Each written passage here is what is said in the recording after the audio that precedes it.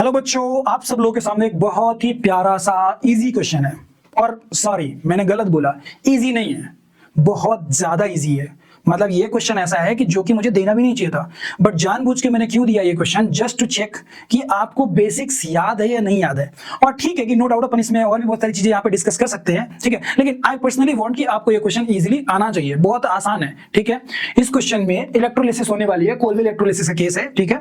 और बोला जा रहा है कि गिवन कंपाउंड का यदि हम इलेक्ट्रोलिसिस कराएं तो हमें क्या प्रोडक्ट देखने को मिल सकता है, which of them can be the product, ठीक है। और सच में तो इजी नहीं है, सुपर इजी है। मतलब इसको बना करके आप अपने आप को ऐसा मत मान लीजिएगा बहुत तेज है, लेकिन ये मानिएगा यदि नहीं बना तो ये जरूर मानिएगा कि आपका बेसिक बहुत ज्यादा कमजोर है, क्योंकि बना तो दैट वाज लाइक आपने प्रैक्टिस करी है ना। तो चलिए सॉल्व करते देखते हैं क्या आता है।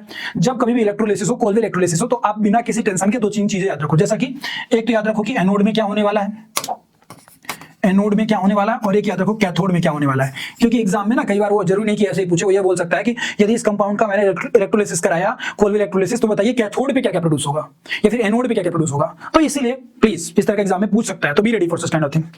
एनोड की यदि अपन बात करें तो अपन इसी कंपाउंड को ले लेते हैं सीधा सीधा, CH2 COO है ना, K COO K, ठीक है। तो ऑब्वियस सी बात है, जैसे ही सॉल्यूशन में डिसॉल्व हुआ, ये ब्रेक होकर के K+ रिलीज हो गया और CO- आ गया। तो मैं एक काम करूं क्या, मैं शुरुआत से ही इसको ऐसा ना लिख करके मैं इसको शुरुआत से ही लिख देता हूं CH2 COO-, ठीक है। अब ध्यान से देखो, तो इस पर्टिकुलर फर्दर कंपाउंड के लिए ध्यान से देखा जाए तो यदि मैं इसका फर्दर ब्रेक डाउन कराऊं तो क्या क्या मुझे देखने को मिल सकता है। ये मुझे दे सकता है कुछ ऐसा, CH2 C double bond O। अब ध्यान से देखो, यहां पे मैंने रेडिकल बनाना शुरू कर दिया, फ्री रेडिकल बनाना शुरू कर दिया, गेटिंग पॉइंट नॉट, एक सिंगल इलेक्ट्रॉन, ठीक है।